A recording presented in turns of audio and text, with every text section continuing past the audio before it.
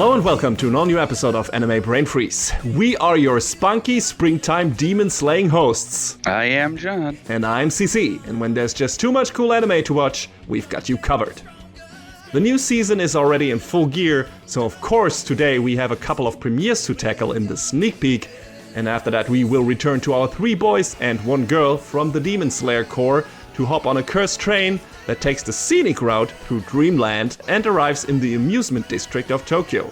Sounds like quite a trip, so don't pause the pod. We'll be right back.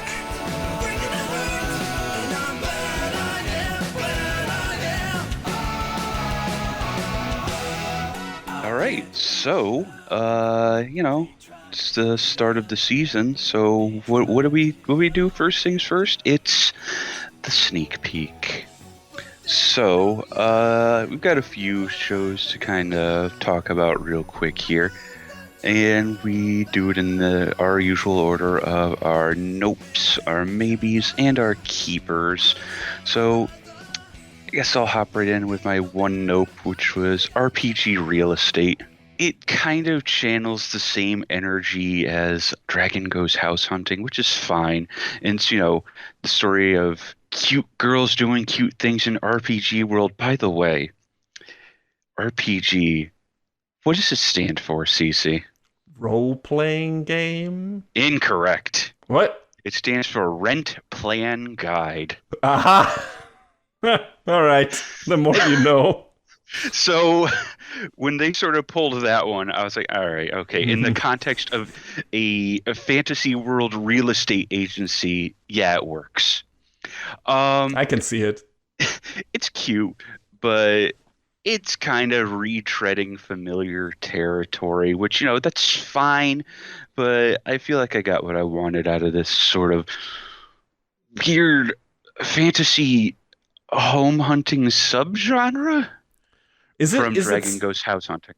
So it's set in actual fantasy world. It's not people playing a game and doing real estate stuff there like in Final Fantasy XIV or something like that, right? I don't want to imagine what an anime based on the housing market in FF14 would be like, because it would be incredibly cutthroat. That sounds enticing, actually. You could make a real nail-biter out of that.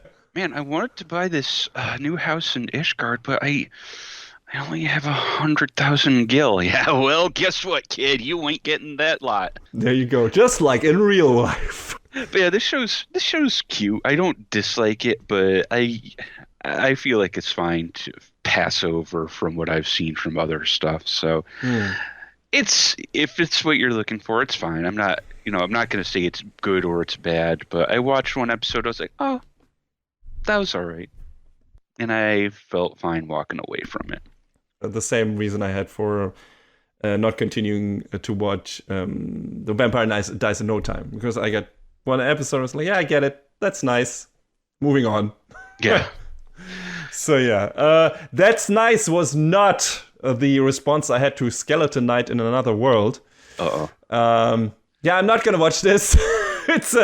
The summary kind of already gives it away, but it's a box standard isekai. Like, they don't even bother with some kind of backstory for the main character. Like, he just apparently fell asleep in front of his game and he was playing and now he's in it. Yeah, okay. What? Huh? Yeah, that's how it works now, John. Not even the slightest bit of effort. It's not that I was bored, but there's nothing out of the ordinary here. The skeleton thing, he forgot that he put on the skeleton avatar when he chose his character, and now he's in the game and he's a skeleton, so haha. Can't take off his mask, otherwise people might run away screaming. But that shit was already done in Overlord, so that's not fresh either. And listen, if you want me to watch your show, maybe don't make the very first scene an attempted rape where the girl pisses herself in fear. Especially if the rest of the episode is played completely for laughs. Like, talk about total whiplash, you fucking dumbasses. Yeah, I saw someone mention something about that, and I was just like, Exactly. It's like, oh, he's from the summary. I thought, oh, here's this fun, goofy show, right? The guy's a skeleton, and he's trying to lead like an uneventful life in an RPG. He doesn't want to do big adventuring stuff. He just wants to live it low key and have a fun time. The problem is he's a skeleton, so it's not that easy. It's like, hey, this could be just a fun, jokey thing. I'll check out the first episode. And then this happens in the very first scene. And we're like, yeah, what the fuck? Can't you just... No, they can't. Can't you just not do this? How is this so fucking hard? No, they can't. Come on, man. Yeah. Anyway, so the only good thing about this, and the only reason why I actually checked this out, is the OP by Pelek. I don't know how his name is pronounced. The OP fucking rocks, and that guy has been doing fan covers of anime OPs since forever, and now he got to sing an actual original anime OP in Japanese. Yo, that's cool. That's super cool, and I'm happy for the guy. I just wish it was for a good show. Hey, you gotta start somewhere, I guess. And like I said, the OP itself is fucking awesome. It's called My Romantic Road or something. Check it out. It's on everything. It's on Spotify. It's on YouTube Music, whatever.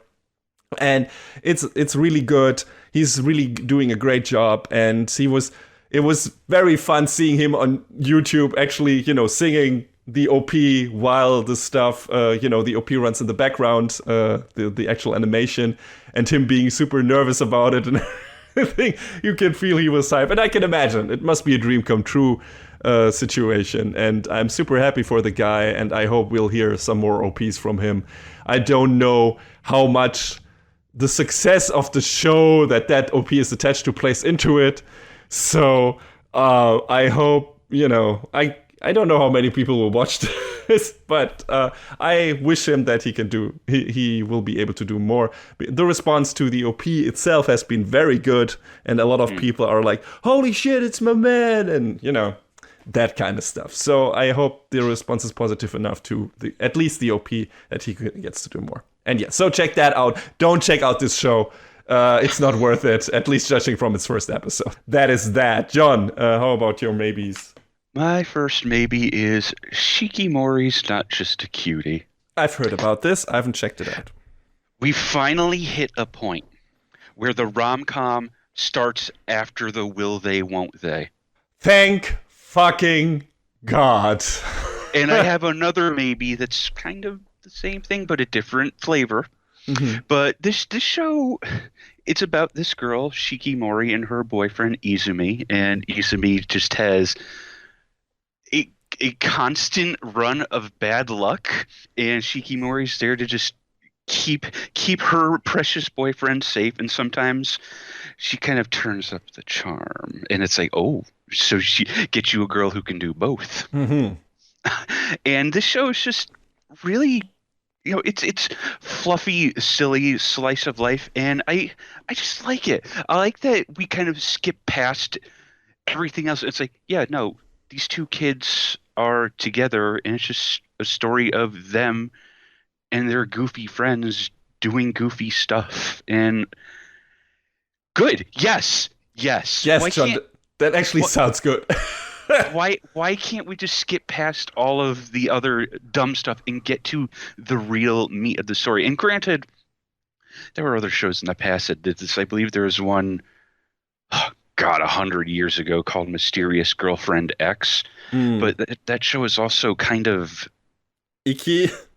Not so much icky as it was just weird. Mm-hmm. And back then I wasn't into that. Maybe I might be more about it now, but I seem to recall just sort of being like, but this is cute. This is nice. This is comfy, I think is a good word to describe it. I've seen the ED of this, where it's like a rhythm game where she protects him from all the obstacles. That's very nice. That's very cute. It's so good. I said to you, someone must be a fan of WarioWare, just from because I could see that just being like a 1 or 2 button rhythm game, and the character designs during that sequence give me this like Puyo Puyo vibe. Mm-hmm.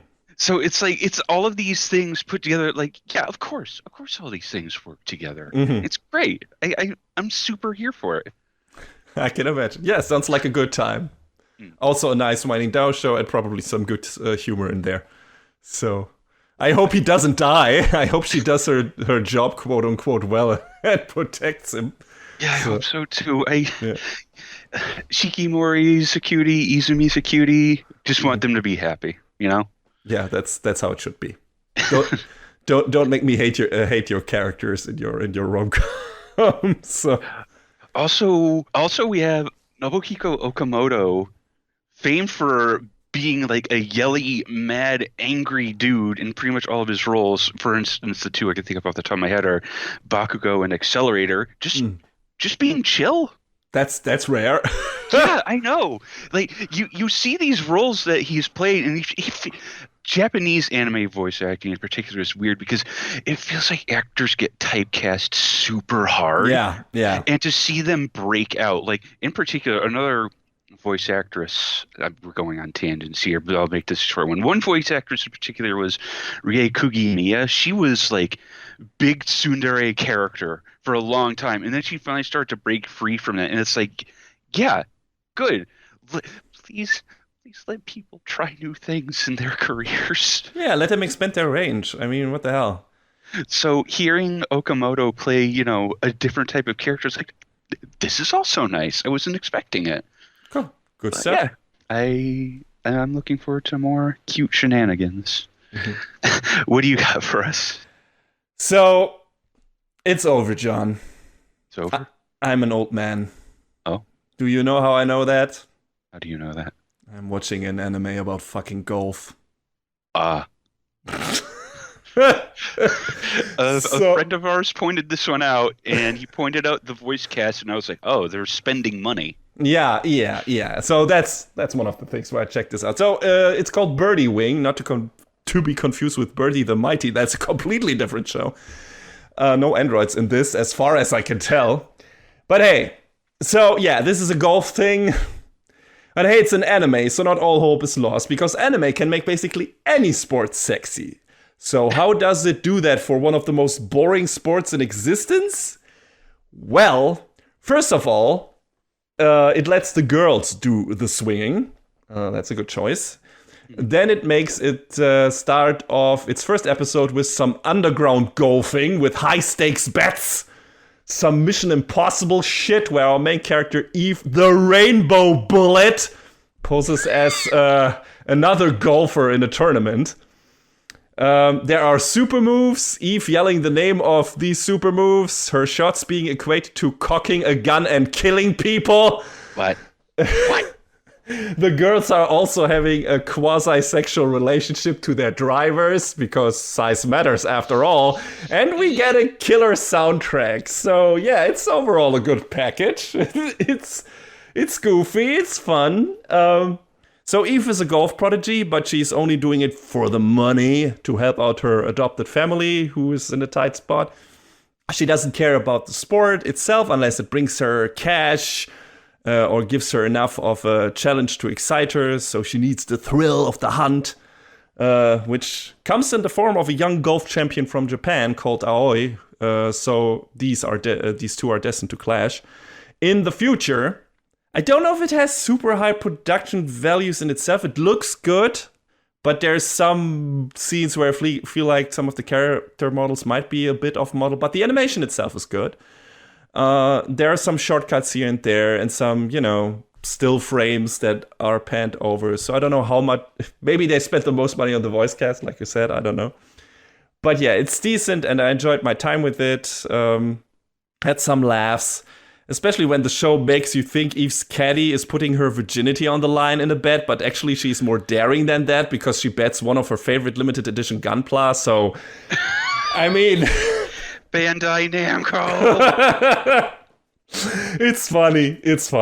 So yeah, good times. I don't know if I'll finish it, but this might just bring enough chill and thrill for me to stick around. So, and we get a lot of sports anime. I can't recall any about golf so far, and it's going into the more absurd territory there with the special attacks and everything. So, or at least yelling them out. And having like these ridiculous shots that Eve does, where she just fucking shoots the golf ball through the branch of a tree because she has so much fucking power, and yeah, so that's what sports anime are supposed to be. So I might just stick around. I vaguely recalled Bandai Namco having a hand in this. Now I'm looking at the logo. That's just a Tails logo. It really is. Yeah, sure. Makes sense. Like, You know, guys. Yeah. Okay. All right. Okay. so what else do you have for the babies? Love after world domination. Yes, I checked that out as well. The premise sounded way too enticing to ignore it. Do you like Super Sentai? I occasionally do. I mean, I'm more of a Kamen Rider guy, so I guess basic tokusatsu, stuff like Gridman or shit like that. But mostly Kamen Rider, I guess. If I check out tokusatsu, it's mostly that. But I have watched some Super Sentai shows, or at least the Power Rangers versions of those. So yeah, I do dig that shit, kinda, I guess. There's another show this season that I thought was super stupid in concept, but I just had to check both of these out. And just the idea of being part of a Super Sentai team and falling for your mortal enemy? One of your mortal enemies, I guess. I mean, she's part of the organization they fight against. Yes. She's not the top dog. What I want from this show is and of course these two characters have to keep it a secret. Let's not fuss over that. Yes. Otherwise, they would embarrass their employer. What I want this show to turn into is I want all of the characters to get into some sort of relationship on the opposite side so that everyone has to keep it a secret from everybody else. It just turns into a giant mess. That's what I want. I mean, that could happen. I can see who I forgot the names. I'm just calling him Blue, because of their Super Sentai colors. That's fair. It makes sense. I mean, they call them each other that as well when they're in costume. So, I mean, Blue is a slimy womanizer, so I can see him falling for some cutie on the other side. But I don't know how many women are actually in the organization. They show one other one, I think, in the OP. So maybe he falls for her. What is the Super Sentai squad is called Gelato 5, by the way. Freezing Sentai Gelato yes. 5. They're all themed after ice cream flavors, and their special attacks are too. It's fantastic. I don't know what was the evil operation called. Do you remember? Gecko. Gecko, right. Maybe one of the girls from Gelato falls for the giant grizzly. I don't. Well, it doesn't have to all be straight. Yeah. I guess it's funny. That would be, pretty cool if they did that. I have a feeling though there is a love triangle coming up because Pink is going for Fudo/Red pretty hard in the first episode. So. I sense some wanting from her in that regard, at least in the first episode. So we'll see. But maybe she wants it to be a brother-sister thing. And I'm just misreading signals here. But she's like, "Hey, should we walk together to the conference room?" And like, that's not gonna end well. Because he's head over heels for the bad girl. It's fine. Don't worry about it until you need to worry about it. And she's not really a bad girl. She's an evil operation, and I want to know how she actually. I mean, I assume they were gonna get into that. And the second episode, I think, just released yesterday or something. I assume they're gonna go into that. How she actually came to be part of Gecko, because she doesn't seem to be the kind of girl that would actually go for that job. So maybe sometimes you fall into a job. It's weird, but she. She has a cute cat called Helco, which is also really nice. I don't know. And the second episode, we had a nice inner monologue from Helco being like, "All right, Red, you better treat my master right." Yeah, I mean, she would say that. Also, the biggest laugh I got out of the first episode was probably related to Professor Big Gelato. When he finds out that Red is actually not just a weirdo who just trains all day, but also is actually into women, he's like so super excited. And Red is like, "Yeah, I don't think I can make this work." He's like, "You idiot!" Bam! And fucking bitch slaps him right in the face. It's like, just fucking go for it. It's good humor. Yes, I like that a lot. So that's the thing with just like with humor and with romance, it needs to have a special thing to get me interested. And this fucking weird setup is just enough for me, and the Super Sentai aspect of it. And the fights actually look good in this show. They look really good. They have some people working on that who know how to make a fight look. So yeah, I mean, it's surprisingly well produced on that front. So I hope. I'm looking forward to more goofball shenanigans. That is the theme of this sneak peek. Yes, more ice cream flavors, please. We all need that in our lives. So what do you got next? Another sports anime, because I guess it's one of those seasons for me. For you, it's the goofy fun times, and for me, it's that as well, but also sports anime, I guess. New soccer anime, Aoashi, has been released by our friends from Production IG, who really know their stuff when it comes to sports anime, especially in recent years. I mean, we, of course, have Haikyuu, but we also have had Run with the Wind, and some other thing I'm forgetting, but all the sports anime I checked out from them in recent time, I liked, I think. So yeah, of course, checked out this one, and of course, this also looks like a good production IG with the right production values. So that's a reason. That's reason enough. So this is about Ashito Aoi, who plays soccer in junior high school, and he's a bit of a ball hog, which makes you think, oh, he's the super arrogant guy who he thinks he is the only one who can play soccer and has to do it for the team, soccer is a team sport, right? So that's a bit of a problem. And he has a short temper, especially when someone insults his mom. So that leads to problems in the first episode. He likes to dish out headbutts like good old Zidane. But so does his mom. So he got it from her, probably. His brother Shun seems to be the more level-headed, collected guy, and is the one who keeps the family together, I guess. Who is a poor family. So that's a lot of what is behind the motivation of what Ashito does. And the interesting thing about him is that he says he doesn't care about tactics. Like his catchphrase is, "You don't need tactics. I am the tactic." Oh my god. Now I'm thinking the other day. So iPatchWolf put out on Twitter talking about Metal Sonic versus Shadow, and there was a big debate. And it got to a point where all he said was, and it's the same energy, Metal Sonic does not need a gun.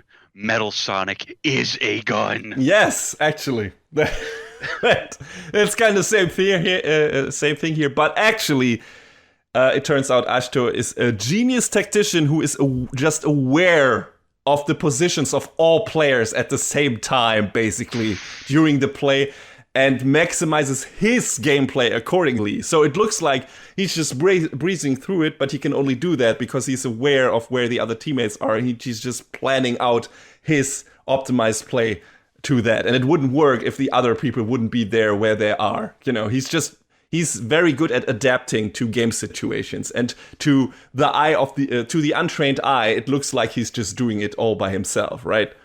So that's interesting. That's an interesting twist to the whole idea. So this doesn't go unnoticed by the coach Tatsuya Fukuda, who recruits Ashito for his youth team, the Tokyo City Esperion FC. And he wants to take his club to the world stage. So, that will be the story. By the story itself, it seems pretty standard in regards to what sports anime do.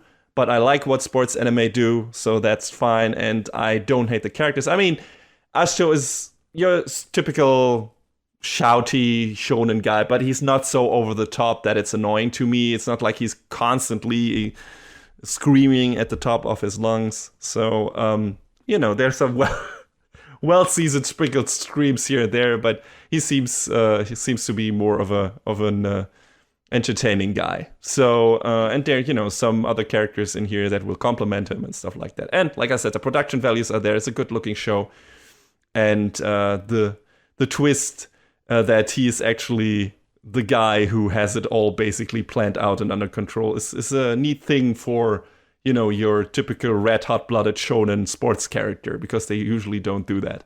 So yeah, that's interesting. I'm gonna probably keep watching it, and I don't know how much, if if it's based on a manga, probably, and how much source material there is, and how many seasons we will get out of that. But yeah, it seems like a good one of those. So I'm probably gonna stick around. Not sure yet. I'd have to watch another 2 episodes, but it looks like a good time.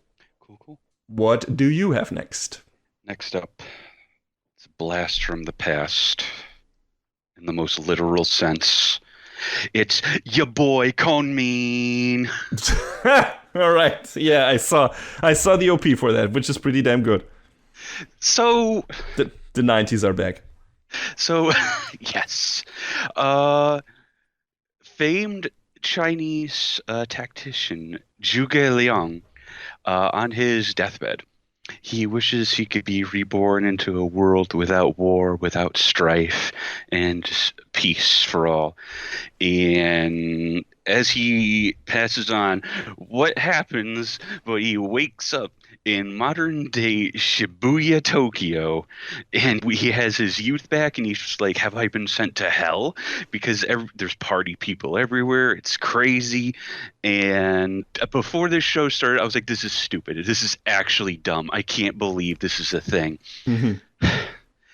Kongming meets this girl, Eiko, in this nightclub, and she wants to sing. That's what she wants to do. And a lot of the music in the show is like EDM stuff, and he is very taken with her performance and says, listen, I know a thing or two about tactics. At first nobody believes that he's, the real Zhuge Liang. You'd say, oh, this must be some weird cosplayer who's really, really, really into character. Mm-hmm. Nah. No, it's the man himself, and he uses these ancient strategies to keep a captive audience and get and help Eiko make a name for herself. And this is the sort of show that I should have looked at and pushed away, but I don't hate it. Well, otherwise it would be in your notes, so apparently you don't. I actually really like the relationship they're building up between Kongming and Eiko. That, obviously the big conceit is Kongming is a character out of his own time, and you feel like that's something that would come up a lot. They gloss over that in like maybe a minute and a half in the first episode, and they just get it all out of the way, and it's like, oh, okay, so now we can focus on everything else that actually matters, which was really cool. A good tactician needs to adapt quickly, so I think he was just like, first, okay, well, just gonna roll with it.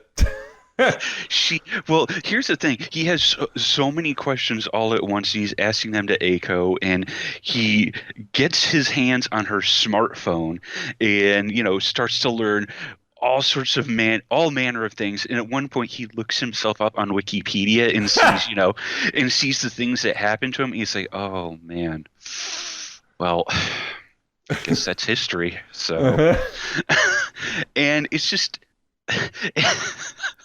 one of the best characters in this show is the owner of the club that Eiko works at, because he's a super huge Romance of the Three Kingdoms nerd. Oh, fuck. This must be a dream. And he and Kongming are just going back and forth about all of this like actual history stuff. And the owner is just he at that point he's pretty close to convinced. At first he's not 100%, but I think like maybe around the third episode he's like, yeah, no, I think this guy's actually the real deal. And I don't think anyone else seems to think so at that point. This show's dumb. It sounds like the fun kind of dumb.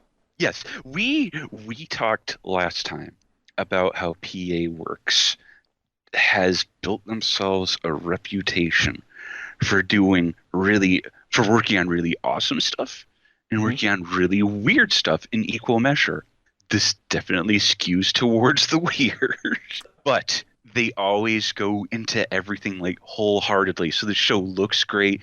The way they're executing on the story seems really good so far. Like I said, I really like the characters. I really like what they're trying to build toward, and it's just I like it. I like how silly this is.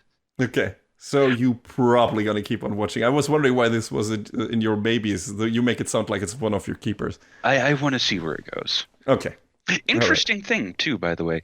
The opening song is a cover of a song by I believe a Hungarian DJ. Okay. And it sounds very familiar. And the ending song is also a cover of another like Japanese like club song. So there's a lot of like homages to real actual songs in here, which is cool. So I guess there is someone working on this that has some passion for that kind of topic. So that seems like a good person to have on the staff. Yeah, without a doubt. So, like I said, I looked at before the show started airing months ago, I saw a summary of it when it was announced. I was like, this looks stupid. It is, make no mistake. Mm-hmm. But it's good stupid. For once, it's the good kind of stupid. So what else you got? I got no more maybes. Do you still have maybes? My last maybe I think might be a keeper for you, just because I'm not 100% on it. But so you can go ahead. So okay, then it's probably Spy Family. Yeah. Yeah. So I guess then we're slowly moving into the keepers with that. Yeah. So this is probably the big quote unquote biggest show of the season. That was got I guess the most marketing promotional thing behind it because it's a big manga adaptation from I think Shonen Jump. If I'm not mistaken. I think so. Yeah, it's been coming for a while. And I think it's a Wit show. Yep.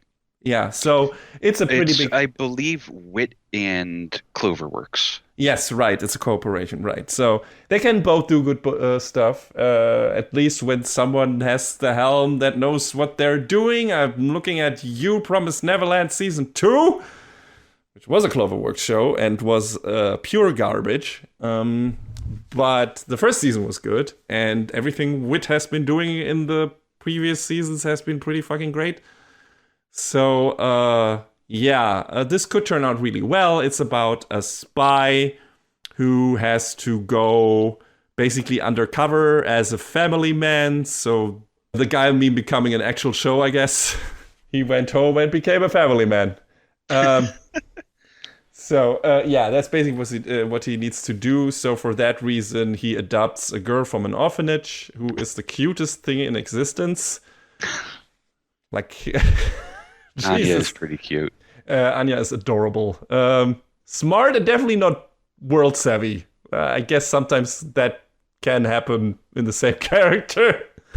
She's also a telepath, which she is afraid to tell anyone because she doesn't want to freak Twilight, that's the code name of our spy, out and be sent back to the orphanage. Ironically, he'd probably be thrilled to have an asset with such a useful ability. So I wonder if they will actually, if he'll get filled in on that in one of the coming episodes. So we'll see. But yeah, that's basically the thing. He adopts that little girl and actually forms a bond with her, a connection with her, slowly but surely. The problem is she makes him feel relaxed, but he is a spy, so he can't ever be relaxed, right? Mm-hmm. He always needs to be on edge. He needs to be on the lookout so he doesn't get discovered and shit like that. So that's the problematic thing. And of course, a mother will figure into the picture in coming episodes so that they have just this nice cover family and go on missions together. Seems fun, is a very good looking show, and I'm here for it. The one thing that weirded me out a bit is, if Twilight is such a great spy, why does he use Forger as the last name for his new cover identity? It's a little too on the nose. Yeah. What the fuck is up with that? But yeah, aside from that, it was a good time. Yeah. I mean, I'm just not 100% on it yet. I want to, I want to see where it goes, but it was a fun first episode. Mm-hmm. I'm still not sure if it's called Spy Cross Family or just Spy Family. I'm not sure. Sometimes the X can be read different ways in Japanese. So apparently it is indeed pronounced Spy Family. Yeah, that makes it just like Hunter x Hunter. Okay then. Well, there it is. A big manga adaptation, and of course I'm going to check that out. And so far, I think it's a good time. We'll see where it goes. But for now, this seems like a keeper to me, because there was also enough positive buzz around it that I don't think I will drop off from that after a while. And the premise is cool, fresh enough, and seems like there's enough good groundwork laid here for comedy, for drama, for action, and some cool spy works stuff. So yeah, looking forward to more. And aside from that, I think both of us had just a couple of returning shows that I think, John, you actually checked out some of them. A little bit. I mean, one of my returning shows is Kaguya-sama, because I started watching the first season. Fucking finally! I was wondering why it took you so long to check out that show. It's like, this is totally just up John's alley. Why? What is happening? And I haven't finished watching the first season. So. But, dear listener, please forgive me. I was watching the dub. The dub is actually really fun, though. Yes, so. I've heard and seen.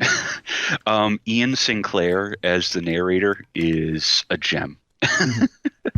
So that's great. I hope to maybe eventually catch up so that I can watch season 3. It probably won't be any time soon, but we'll see if I get there. Another returning one was, if you're surprised, don't say nothing. It's Love Live Nijigasaki High School Idol Club Season 2. What? I'm shocked. I say. Yeah, so it's more of that. They introduced like 3 new characters already that weren't there before, so the cast continues to grow in earnest, which I had sort of seen art of these characters around, but didn't know how they played in, because the mobile game has been a thing for a very long time, so I guess these characters have been known to people who play that. I still only play the one mobile game. Crunchyroll, please give me money to show Princess Connect, please. Please. Just write them. I mean, we have 20, after we're done with this one, we have 127 episodes on our belt. Maybe they will do it. But yeah, Love Live continues to be Love Live, so. All right. The last one is Date Alive 4. Now with production values. Wait, I thought it had production values before. Okay, I guess not.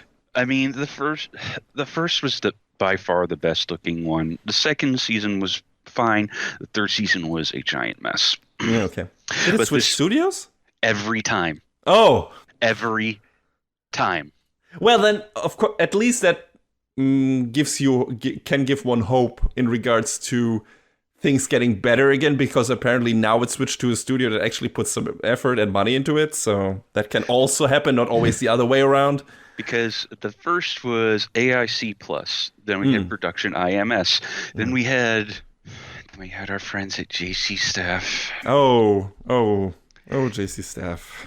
And now sometimes it just doesn't work out. And now we're on a studio called Geek Toys. They're a little bit of a newer studio. They were founded in 2017, and they haven't done a whole lot of other shows, but they did a couple of adaptations of the Data Live spin-offs, Data Bullet, and some other shows, like high-profile ones like Plunderer.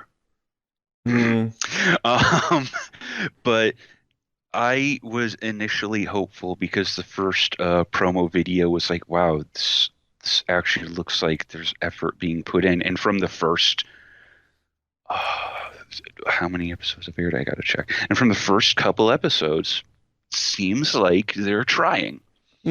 So, yeah. The TLDR of the start of this season is that the new spirit that Shido has to rescue is a manga artist and will only fall in love with 2D characters. So there you go. It's just it's the same goofy Date Alive. So, but I assume you didn't bring it up in the maybes because you don't know if you'll talk about it, because it's the fourth thing of a series you haven't talked about yet. I talked about Date Alive 3. Right, you did. Sorry, my mistake. Yes. It's been too many shows. and how very disappointed I was with the production. The fact that they crammed an entire volume of the light novel into one episode. So, listen, it's one of these situations where it's like, I'm this far in, I'm going to keep going. Because Staying Alive is stupid. And I like it because of what it is. So, like, I guys, I'm 37 years old. I'm not above calling the things I enjoy stupid. No, that's fine. Just, just So, fucking live with it. Just accept it. yes, embrace the dumb things you love, no matter how dumb Absolutely. they are. Yes. So yeah, I'm gonna keep going. I don't know, like for sure I'll keep going. I don't know if since it's a returning show if there will be a full review. It probably won't be. It'll probably be a quick recap at the end. I believe that's what we're trying to change the format to. So we'll see what happens. But I am already pleasantly surprised that the studio seems to be able to bring it back from the bad place the series was previously. It also makes me want to go check out the Data Bullet movies they did because that's good side story about one of the other characters who is kind of key. I don't know how it factors into where the story currently is, but I feel like I should try and watch those somehow. No, I might look. They're probably unlicensed, and I'll have to ahoy them. But we'll see. Ahoy. Ahoy, ahoy, ahoy, poyo, poyo. I went a little Kirby there. I'm sorry. Yeah, that's all of mine. I think that's all of yours. Well, there are some shows that I'm thinking about checking out, like the new season of Legend of the Galactic Heroes. I mean, I only did a review of the first season, first core, whatever, and it came back. But I tried to watch the first couple of episodes of that, and I was like, "Who are all these characters?" I'm just gonna wait until that story is fully adapted and then maybe binge it because there are just so many characters in that show to keep track of. And to do this as an occasional season thing, it seems like a nightmare because then I had to rewatch the previous seasons every time because there's just so many characters.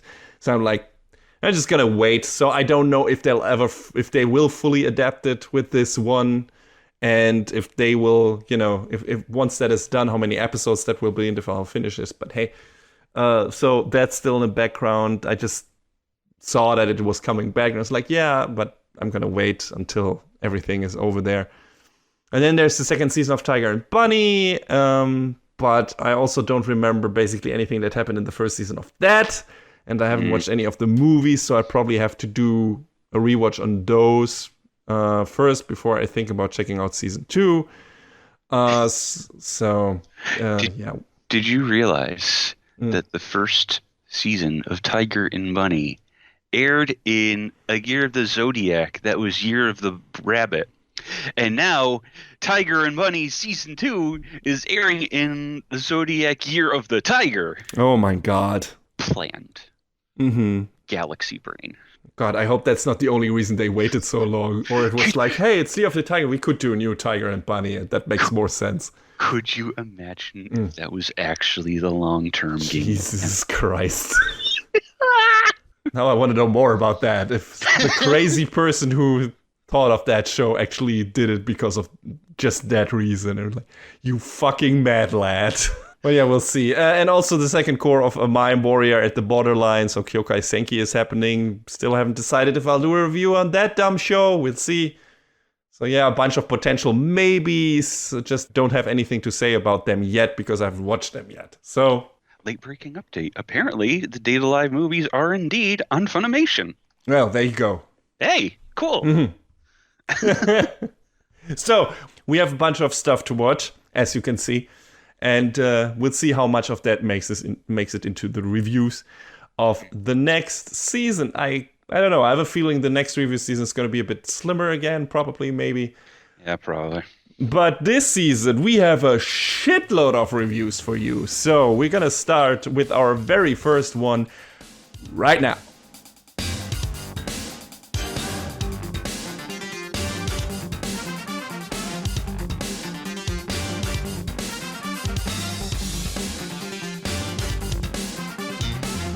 All right, so the second season of Demon Slayer happened. I don't know if we can call it that, actually, John, because... First and a half followed by the second? Yeah, the thing is, what they did with the new stories from the Demon Slayer universe, the first thing they did was the movie, the Mugen Train arc, And then they adapted that into basically the first half of this new season, or the first third, I guess. And then they did another 0.75 part of the second season where they adapted the other arc. The thing is, they didn't really do it in the usual, anime seasons usually are split in cores these days. So, and one core is 12 or 13 episodes. And then you sometimes get 2 cores, one after another. So it's 24 or 26 episodes. And Demon Slayer didn't really do that this time. They really just adapted the arcs with the number of episodes they felt like would be fitting. So, I kind of wonder, I didn't think about this until now, because skipping ahead for a real quick second, as soon as this season ended, they were like, hey, the next arc, Swordsmith Village arc, is coming up. So I wonder if it was in production to put both of these together, but then COVID, and then they decided, well, what do we do? The Swordsmith Village production isn't done or isn't close to done. Let's recut the movie to fill up the airtime that we have been allotted. I wonder if that's it. Sure, could be the case, but I also don't know if we already had the, or at least not in recent time, the thing where the story of a series what actually continued in the movie, and then it continued the story in the TV series afterwards. So Dragon Ball did adapt, Dragon Ball Super did also adapt the stuff from the 2 first Super movies, basically, or even though the first one was still Z, and I think the second one also, Battle of the Gods and Resurrection F, Return of F, I don't know. Resurrection F, yes. Resurrection F. They adapted that into Dragon Ball Super, the TV show. Worse than the movies were.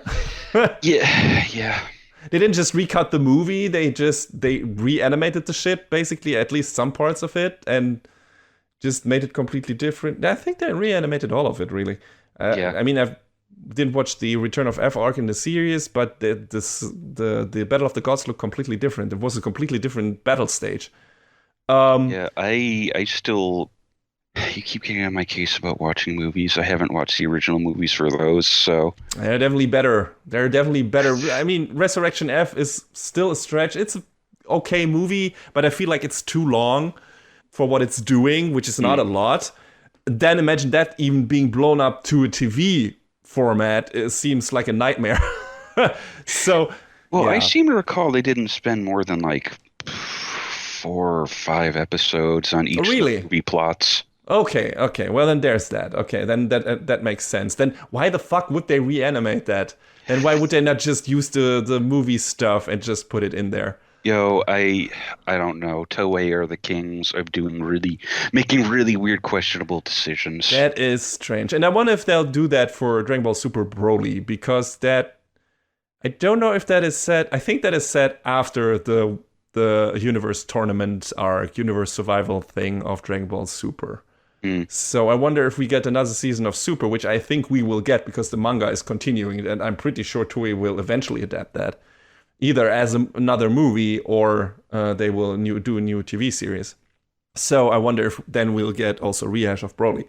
But yeah, like you said, it might also have been the other way around. Like you said, maybe COVID interfered and they had to plan a different way. But what they did is they adapted basically the movie they made into 6 or 7 episodes, depending on how you might look at it. I think the movie stuff is in the first 6 episodes, and then they do a bit of an epilogue thing in the 7th one. That is stuff that wasn't in the movie mostly. And then they move over to the next arc, the Entertainment District arc, which then has 11 episodes.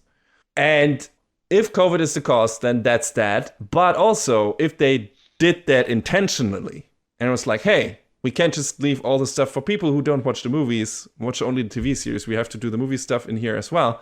But we also don't want to stretch that out to a full season. We're just going to do as many episodes as the story needs. We're not going to repeat stuff too much. And then we're going to make these 2 arcs basically into a bit of a smaller season. And this is only then 18 episodes.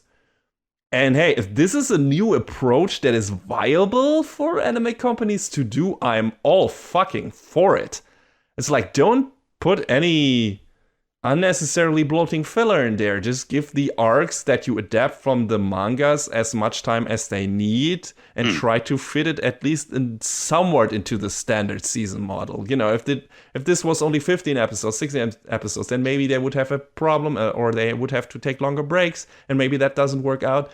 But if this worked out for them, and if they keep doing it this way, this seems like a cool new model idea. Just, at least for manga adaptations, at least for shonen manga adaptations, who are often very strictly, separated by arcs, they could do that. I feel like this is a good approach. John, how do you feel about this? How did you feel about the structuring of these two-part mini seasons? It feels like the sensible thing to do. Why would you bloat up or stretch out the story in a way that doesn't make sense just so you can hit 12, 13, 24, 25, 26, however many episodes? Why not just do what you need to do and just leave it at that? But there's probably also other things at play, like you also pay for so many time slots on the network. You have to answer to your investors. So this sensible way to us is not the business sensible way. Not necessarily. Which corporations. That's the thing, though. If more studios would maybe do it that way, then, and if it works, then maybe more, the corporate side of things wouldn't be more agreeable to that. I don't know. I don't know if they will do that again with the Sword Village arc. We'll see how many episodes that has and the arc that comes after it. I wanted to have a really goofy amount of episodes so we can be like, they're doing it. Yeah, 7 episodes is a goofy amount. That's like for the Mugen Train arc. That is I don't want to call it unheard of, but that's basically half a season, really. So, and then I don't even know if they took a break or if they moved directly into the Entertainment District arc. I think they continued right on with it. Yeah, I think they did. Yeah. So, but then the season just ended way earlier than other seasons do, and the show was over, which was also nice. It's like, hey, the show's already over. It's cool. Frees up my schedule. And I didn't mind it. Quite the opposite, actually. And I like for a rewatch, this is also a pretty good thing, because then you can just say like, hey, I just want to rewatch that one arc. Wait, which episodes were those? No, you don't have to do that anymore, because you can just see, it's just, it's shown everywhere that is that arc. So that's in the title of the episodes, actually. So yeah, it also makes sense. It's not Demon Slayer Season 2. It's Demon Slayer, the Entertainment District arc. Oh, okay. Mm-hmm. Then we maybe, if they have to fit it in the at least to some extent into the framework of the seasons, we probably get more nonsense like we're getting with Attack on Titan right now, where it is the final arc but 3 parts. But that's also okay. You just have to get used to that. It's like, oh, okay, I get it. It's no longer a 4-season show. It's now a 6 to 7 season show, though. That it is, yes. A friend of ours pointed that out, and it's like, you're right. Mm-hmm. You absolutely right. Yeah, absolutely. So we'll see where that goes. We'll talk about Attack on Titan later in this season. Yeah. But yeah, for now, I think this is a new, interesting approach to the whole concept of anime seasons. So I wonder if we'll see that more often or not.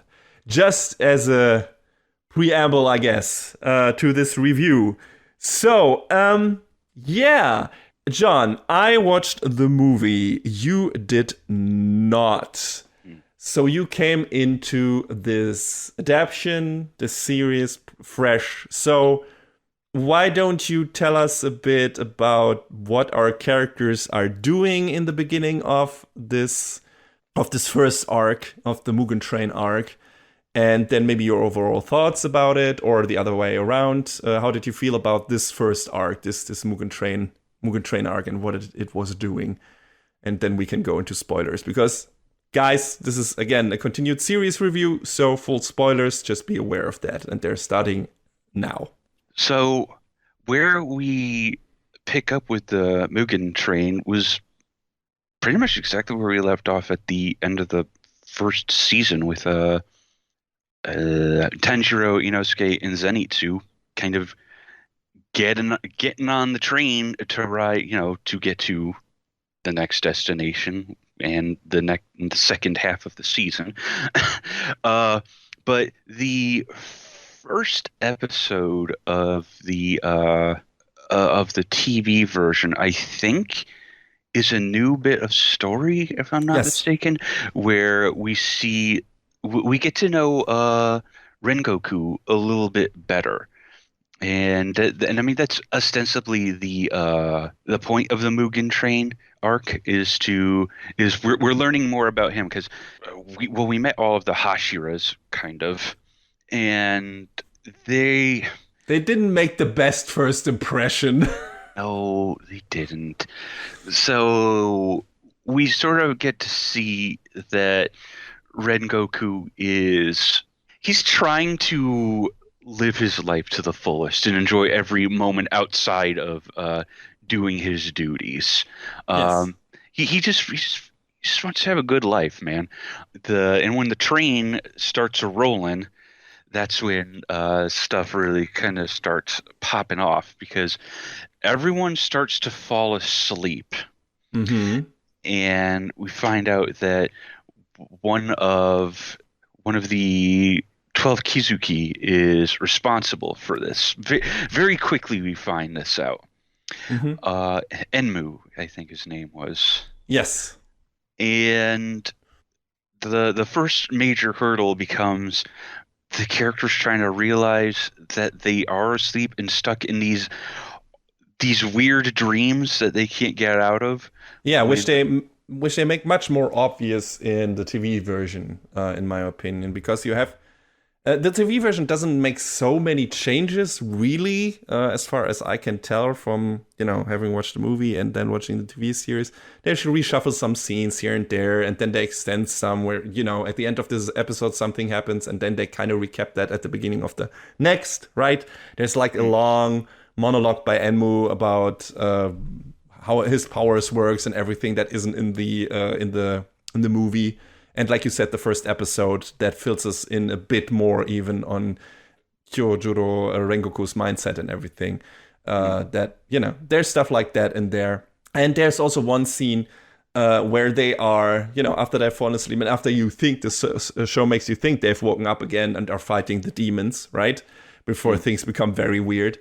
Where you see the train conductor, I think, and some of the passengers, and then the light flickers and they disappear. And that isn't in the movie. So that was like a dead giveaway that something is not right here, right? I mean, you can always suspect that because that would make things too easy. But them just disappearing and it's like, oh, they're still dreaming, right? So that giveaway, and the movie was not that obvious in that regard. It becomes really obvious once they celebrate that Rengoku has killed the demons and everything, and it becomes very cartoony, and you're like, what is going? Oh, okay. So yeah, and then it's basically about, like you said, them getting out of their dreams, which I think Tanjiro is the first who realizes that he's in a dream. Yeah, and the way he snaps himself back to reality is he cuts his own head off in the dream. Uh-huh. And hey, he has to do that several times yes, for the next couple of episodes.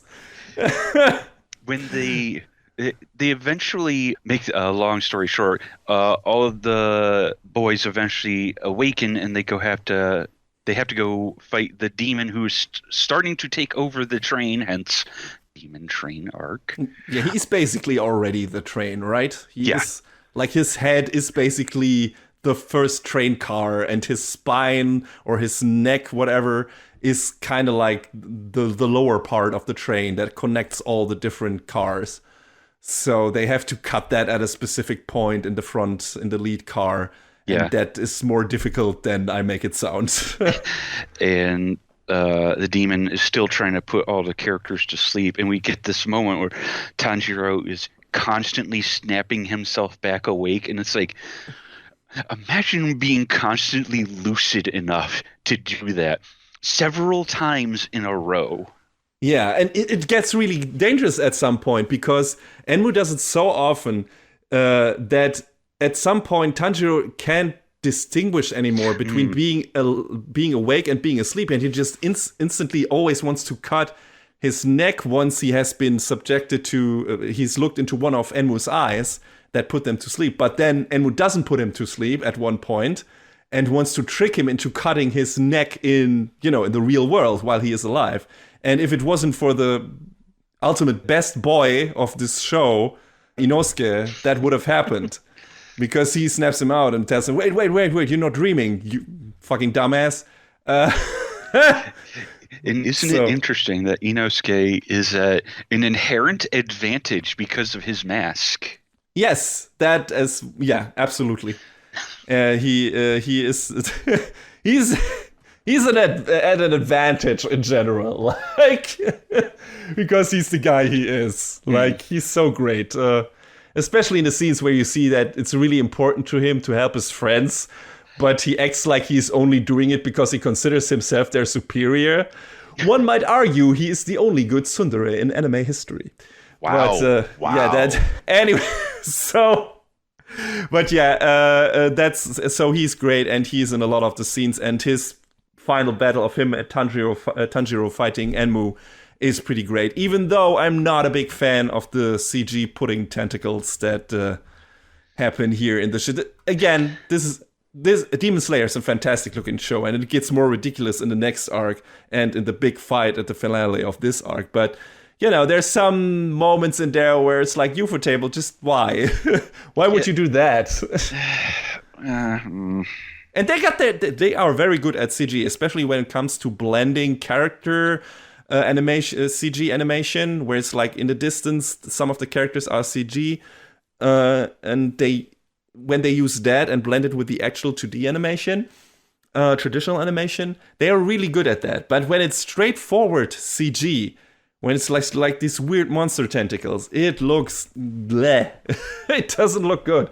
So I'm glad that isn't too much in the show. But aside from that fight is pretty cool. And it's a kind of unique fight because Enmu, of course, is not really...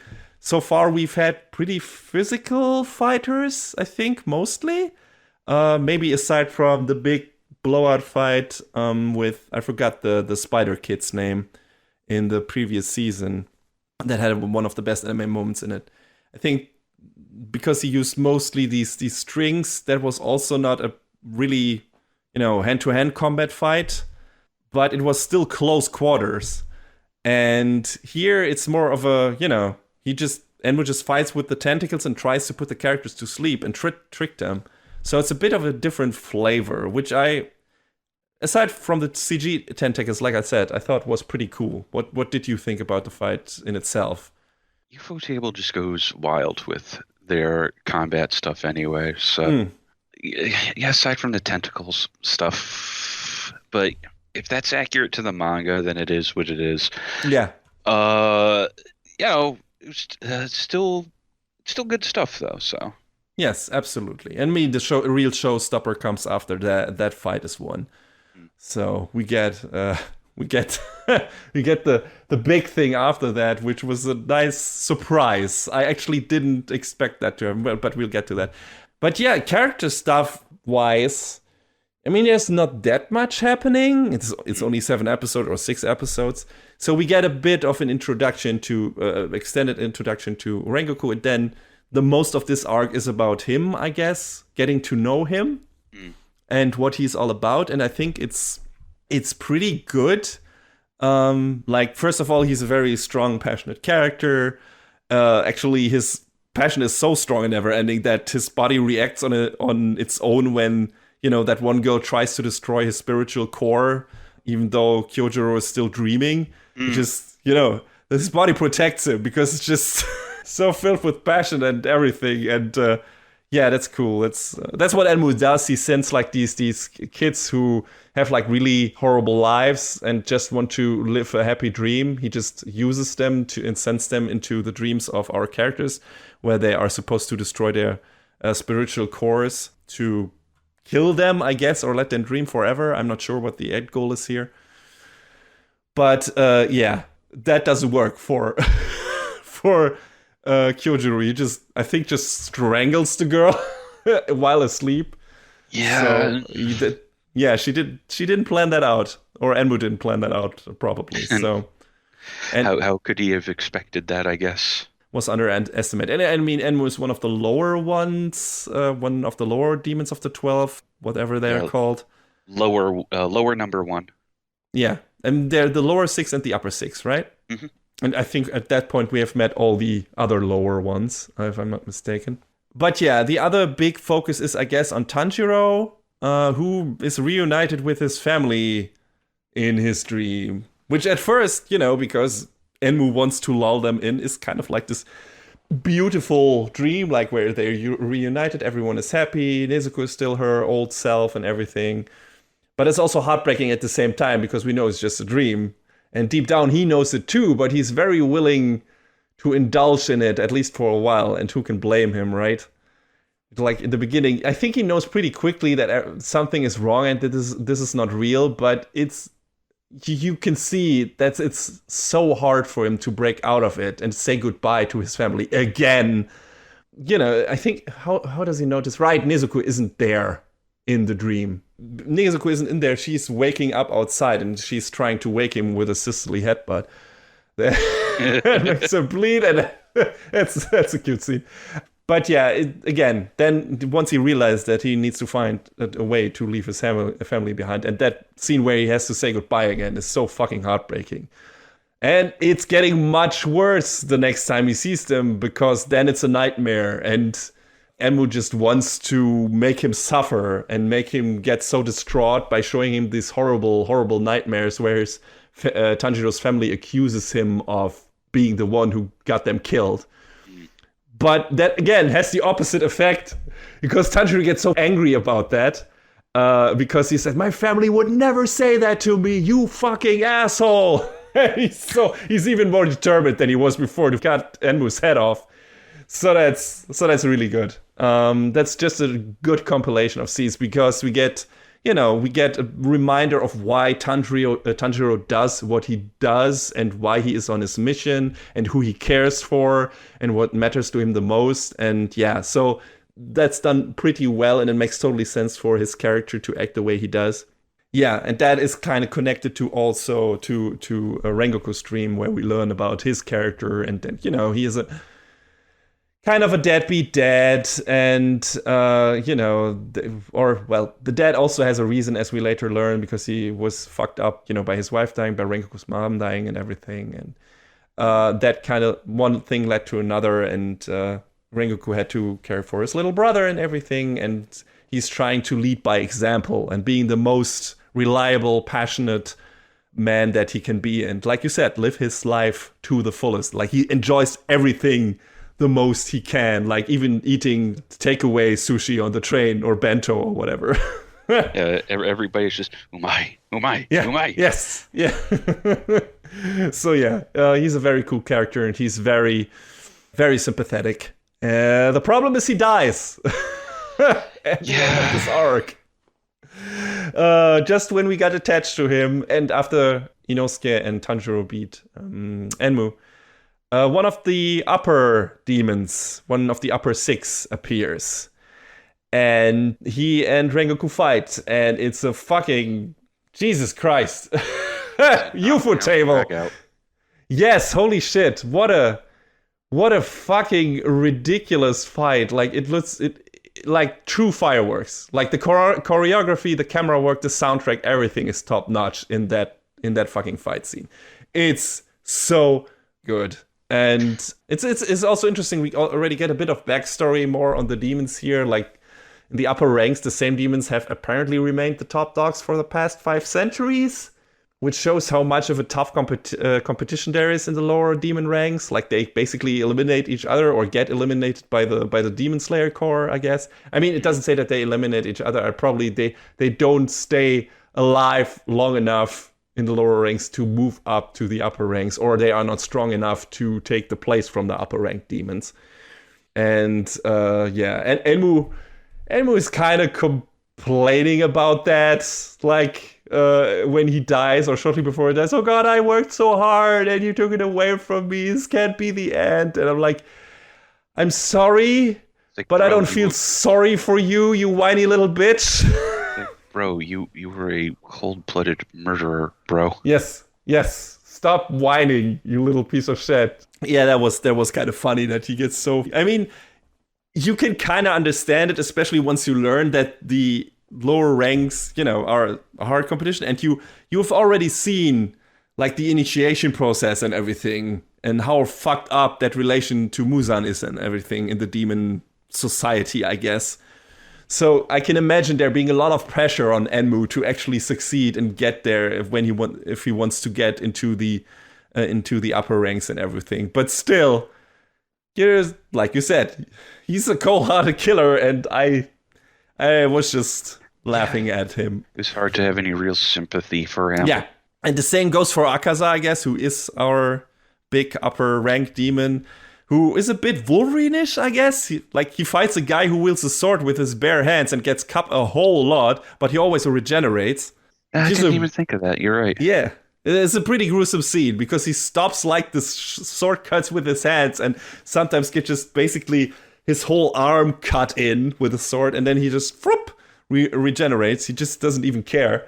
So it's a pretty cool fight. You rarely get to see that. Usually you just see them like, I don't know, put some, like in One Piece, transform their hands into iron or shit like that, give them different elemental properties so they can block swords. But no, he punches it, and if it cuts into him, he just regenerates. That's pretty badass. It's pretty metal, dude. Yeah, it's absolutely metal.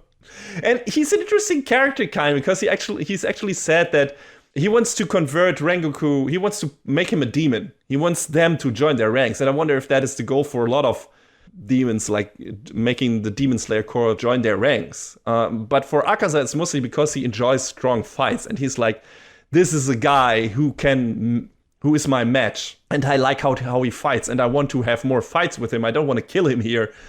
And I want him to become a demon so we can have these sparring matches for an eternity. I want just basically a guy that is my, can hold a candle to me. So he's actually said that Rengoku doesn't want to do it. He never had a chance to make Rengoku switch sides. That's clear to us, but not to him. Like from earliest childhood on, Rengoku has considered it his duty to protect people weaker than him. And one of the last lessons of his dying mother was telling him that the strong exist to protect the weak, and that became his mission. So when we have this nice scene after, or basically when he's about to die, which sounds weird, we have this nice scene when he's about to die. After the fight with Akaza, then there's like this specter of his mom that tells him that he has fulfilled his mission and made her proud, and he can leave this world with a smile. That's nice. I mean, it might just be his imagination. It might really be her, like as a ghost. Who knows? But he did it. Like not a single one of the passengers of the train got killed due to his interference. And at that moment, I was like, boy, this show sure is trying to make me eat my words from the review of the first season where I said that the Hashira all seem to be assholes, doesn't it? Well, I think that also has to definitely be by design. Yes, I guess. Because they treat Nezuko and Tanjiro very bad. They come across like fanatics and, like, I guess, bigots in a way. They're like, all demons are the same. And you can understand, I guess, where they're coming from and everything. But they seem just like a bunch of weirdos and they don't listen. And that was just annoying, right? And some of them are just cold, come across very cold. And I bet there's some real assholes in there. The one guy who seems so driven with the scars and shit like that.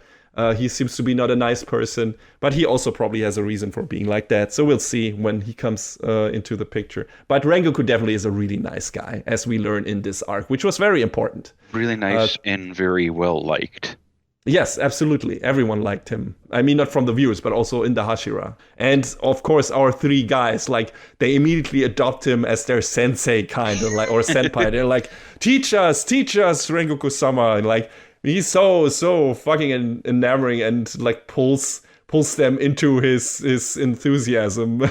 So that totally works. Enthusiasm can be infectious, man. Yes, absolutely. Which shows for all of the characters, they cry like the most bitter tears about his death. Yeah. Because they had spent such little time with him, but they like got attached so quickly because that's just like, that's his character, that's his persona. And it's a heavy scene when he dies. And, when see them all cry, and Inosuke's tear-filled speech is great. Even greater is that he knocks Zenitsu out with a headbutt. Best character, no contest. Also the scene where Tanjiro is calling Akaza a coward because he runs away from the sun, because he can fight in the sun, but he's like, you fuckers, we always fight you on your turf. We always fight you at night. You coward. You can tell he almost gets him with that too. It's like, whoa. Yeah. He's so angry, and it's, it rings so true with frustration and anger. It's like, Rengoku beat you. He would have smoked your ass in daylight, and he fought you with a handicap, and he still almost killed you. You barely won, and now you're running away like a little shit, and you act like you won the day. Fuck off. He's so angry, and I was with him there. It's like, God damn it, you're right, Tanjiro. I get it. And yeah, that was a good scene. But yeah, speaking of our other two guys, Inosuke and Zenitsu earlier, they are the comedic factor in this arc. They have very funny dreams. Like, Inosuke goes on an adventure mission with all the guys who look like Tanukis for some reason. And Zenitsu is hanging out, of course, with Nezuko in his dream and having a good time. And when the kids that Enmu sends try to enter their dreams, they have a rude awakening. And because, Inosuke is like just, I don't even know what he does. If he just immediately tries to destroy the person because he thinks she's a demon, or he's a demon, whoever is in his dream. And Zenitsu just doesn't allow men in his dreams, aside from himself. Which is like, of course. That makes sense for that character. What did we expect? What else would you have him do? Yes, exactly. But it's when it just comes with these giant scissors, just like, you are a guy. What are you doing in my dream that is reserved for me and girls? You know what? I still don't like Zenitsu, but, I'm on the same page with that. Yes. He had some moments in this arc and in the next one where it's like, hey, not liking you, but I'm tolerating you now. Because in this arc, he was mostly asleep, which is by default the best version of him. Because he doesn't talk, and he can fight the best when he is asleep. So that is the ultimate version of him. You won't get a better version of Zenitsu than in this arc. He is asleep, and he is fighting like a badass. So that is what he is supposed to be, right? And Inosuke says so himself. Like, I think in the later arc, when he fights while sleepwalking, basically, it's like, that's pretty badass. Yeah, it is. Like, he said, Inosuke literally says, "Why can't you be asleep all the time?" And we're like, yes! I have to agree with the best character. Thank you. A little bit of acknowledgement from the author. Yes, absolutely. Yes. So that is the thing. And also, Zenitsu in the next arc kind of can rock out on a shamisen. I'll give him that. He's pretty good at that. So, okay, like, honor who deserves honor, and Zenitsu definitely can rock out. He's really good at playing. I would have him in a band as the lead guitarist. He can do that. So he doesn't have to talk there either. So that's a good thing. And he can hang out with as many groupies as he wants. So he would be happy there. So that's what they basically do in this arc, is basically just being the comedic factor, and then Inosuke and Tanjiro kick ass while fighting Enmu. And then it's basically that arc is over, kinda. So overall, I think the Mugen Train arc was a great continuation of the series. I think we get now slowly filled in on more of the characters. I think we got a good callback scene with Tanjiro. I was afraid that it would just be fighting, and we would stay with the standard shonen formula. And of course, it's also that. But what I like the most about The first season that went a bit outside of the standard formula was to show how compassionate of a character Tanjiro was, which they continue in this arc, which is kind of unusual for a shonen main character. So I like that. And what I also wanted was to give the Hashira something that makes them not seem like complete assholes, and they do that in this arc and in the next. So it feels like, yeah, this is good. And of course, what the main thing we are here for are the visuals and everything. And I mean, that's the one thing that, you know, is stand out all the time, and that continues as well. So I like this arc, and I think the TV show adaptation was pretty good when compared to the movie. Yes, the movie is a bit brisker, you know, you don't have so many repeated scenes and everything, even though there are not that many in TV series, but some of them are. But also in the movie, you don't get the nice extended first episode where Rengoku is the focus, which I really liked a lot. So if I had to recommend one over the other, just watch the TV show. That's fine. That's totally okay. I mean, not having watched the movie version, it doesn't seem like anything was lost. No, absolutely in the transition to the TV version, which is how it should be. Unlike Gundam Unicorn. Yeah. But yeah, this was an enjoyable little part of the story. Getting to know Rengoku was great. Getting to see him die was really yeah. But sad. It's part of the story, so yeah. And it was well executed. Spend more time with him, though. Yeah, absolutely. I mean, that's how he was built as a character, right? So that you feel sad, but it also didn't feel cheap. I felt like he was enough in there, and his plight and whatever, and what his mission was, and how he behaved totally made sense that he would act the way he does. And it was just a nice gut-wrenching surprise. Like, you think we have won the day, right? Our characters have won the day by beating Enmu, and then like this immediately, this almost unconquerable mountain just appears before them randomly and just kicks the guy who can kick their ass like several times over. Well, not really. They are even matched for a long time. But it's like it shows what is still ahead of them. So, yeah, that is pretty cool. And I really like this arc. I thought it was great. And if you want to do the best mix and match, I guess just watch the first episode of that arc in the TV version, and then maybe watch the movie. Then you have it a bit more, a bit better paced, I guess. And also you don't have any breaks in between episodes. There was like one small thing where I actually noticed that they had to find a break between the scenes from the movie in episode 4, I think it was, when Tanjiro is facing off against Enmu. The music cuts off suddenly to insert the commercial break eye catchers, and then resumes just awkwardly afterwards. You feel like, okay, that music, they didn't re-edit the music. They just played the music, then they made a cut at some point and just continued it after the break. And you hear that music didn't start over at a certain point. It just continued on. So that's where I remember. I'd have to go back and check that. It was a very, very small thing. And like I said, there's a bit more exposition by Enmu in that scene in regards to how his power works. That wasn't in the movie. It's not really necessary from a story perspective and slows down the pacing a bit compared to the movie. But it's also not a big problem, especially if you only know the TV version. So it's not, Like, I get why that was in there, but even as brief as that was, I was like, is this monologue really necessary? No, it's not. No, it's absolutely not. Like, we had to make it somehow to a standard episode length here, and to have an organic cut at the end.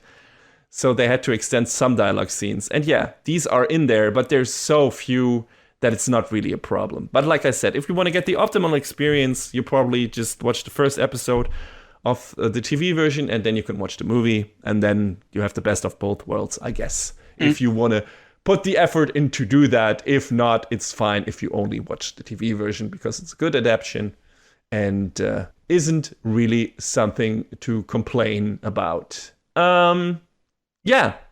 So what happens after that, John? We go to the red light district, baby. Like, they call it the entertainment district, but Yeah. they're skipping over some stuff. You're calling it something that ain't quite equivalent. What is it called? Yoshiwara Entertainment District, right? Which was a famous red light district in Tokyo back in the Edo period, if I'm not mistaken. Yeah. So, yeah, that's where they are. I'm glad you remembered that part, because I did not. I just remember. I was like, oh, like the Japanese name of the arc? Oh, no, never mind. That. Yes.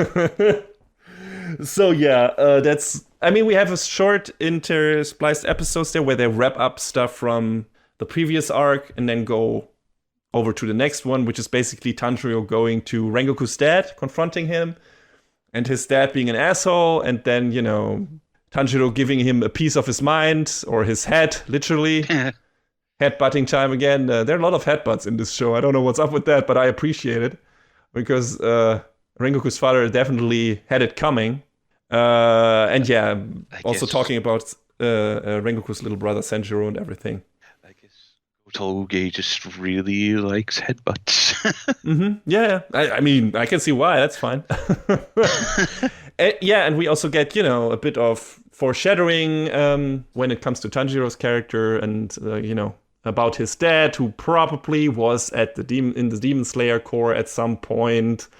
Because he apparently Tanjiro can wield maybe, or seems to be able to wield the sun technique maybe, and that is the technique, the breathing technique from which all other breathing techniques that they are using in fighting the demons are derived. And so if his father is the only one that could use that, or one of the few that could use that, then that also explains why Muzan killed Tanjiro's whole family, probably because he was afraid that someone inherited that ability. Because I assume, none of that has been elaborated on yet, but I assume Tanjiro's father is the only one who probably was able to beat or almost beat Muzan in the past. And he probably was afraid that someone like that would come along again and then try to kill all of Tanjiro's family. Probably didn't know that Tanjiro... That another son was there, didn't, kill him. Otherwise, he would have killed him too, probably. So, I assume that's the whole reasoning behind it. They foreshadow that pretty heavily, that Tanjiro's dad was more than he seemed to be. So, we'll see where that goes in the coming arcs. They don't really go much more into that. I mean, Tanjiro later... Does he learn his son breathing technique, or is he just perfecting one of his fire breathing techniques? I don't remember. Seems like he's just kind of going through what he already knew and both perfecting and sort of using it in general. I don't know. Yes. I had things to say about this part of the story. Okay, we'll get to that. But yeah, he's using. I think he's mostly in the final fight. He uses his water breathing technique for defense and his fire breathing technique for better offense. So I think that was the main thing that is kind of new to his fighting style. Aside from that, he hasn't mastered advanced breathing yet, so all of this is a giant strain on his body. But yeah, he's bound to become as strong as his dad. So just to fight Muzan finally. But yeah, what is the basic setup before we get to your maybe misgivings? What is the basic setup of this arc? Why do they go to the entertainment district, John? So the sound Hashira Tengen Uzui has 3 contacts within the entertainment district. One of whom seems to have disappeared. All are his wives, by the way. Yes. And now Tanjiro, Inosuke, and Zenitsu are on their way there to help investigate what's the haps with Uzui. And to do so, they have to infiltrate different brothels under the guise of dressing up as girls. Which are super obviously not girls.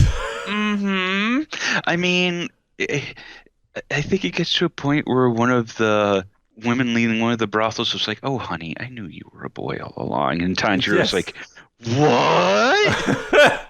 Even that, I think Tanjiro kind of plays off as a girl, maybe the best still of all of them. I'm not sure. Maybe Zenitsu does. No, I think Tanshiro's definitely got it nailed down. And, Inosuke is definitely the worst at it. Inosuke, bruh. I mean, he doesn't give a shit, and I can't blame him. He's like, oh, there's a demon. Rah! It's like, okay, well. And he nearly tears one of the brothels down chasing this demon. Sure. And he apparently can dislocate all of his joints. I mean, handy, but also yuck. Let me just turn myself into a literal human worm. It was really like, wow, what are you doing? But yeah, still fun scenes. So, but yes, the villain at play in this one is, of course, one of the 12 Kizuki, the upper number 6. As we find out, she's taken on the role of one of the, I guess, how would you describe it? One of the benefactors of one of the brothels, for lack of a better word. Yeah.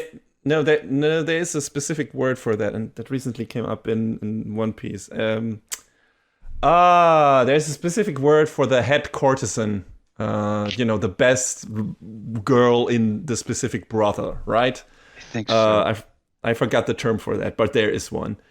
And that's her. Her code name or her name in disguise is Warabi Hime. Which I guess is also a dead giveaway in terms of names, but her real name is Daki. Yeah, a little bit, huh? Mm-hmm. Zenitsu he comes face to face with her when she's basically beating the heck out of one of the girls, and I feel like this is his best waking moment.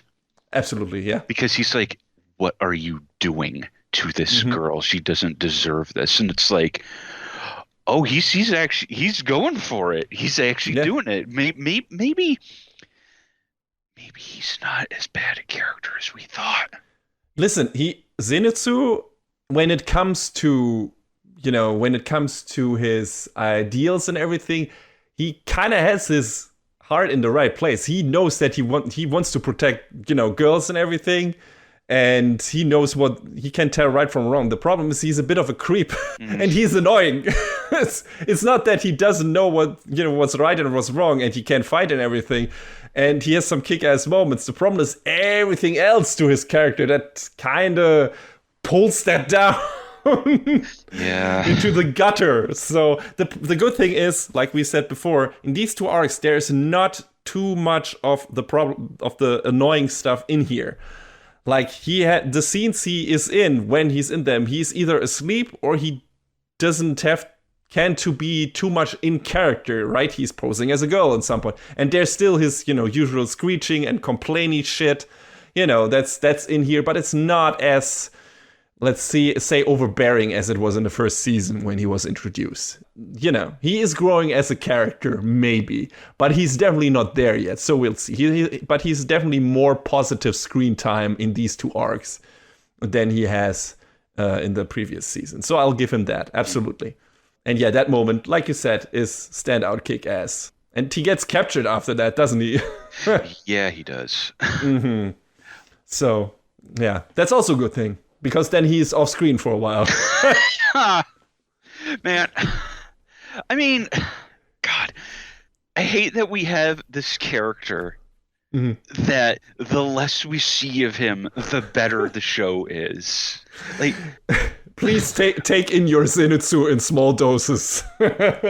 Very small doses. But yeah, that is what happens. And then basically the other characters, I think, have to still find out who is pulling the strings here, even though we get filled in on that pretty quickly. I thought this would be more of a mystery investigation story thing, but it's kind of made immediately clear who the demon is, which was a bit weird to me. And I thought there would be more to it than that, and there's a bit of a twist, and that Daki is not really alone in her endeavors, so she has help. And that is kind of a thing that is a surprise. But I actually expected the guys actually to have some investigating, and then maybe several suspects, make this a bit of a detective story, because it was kind of set up like that. That's really honestly what I was thinking too. Yeah, they get into 3 different brotherhoods, but immediately we know that the bad guy's in that one thing where Zenitsu is, and that is it.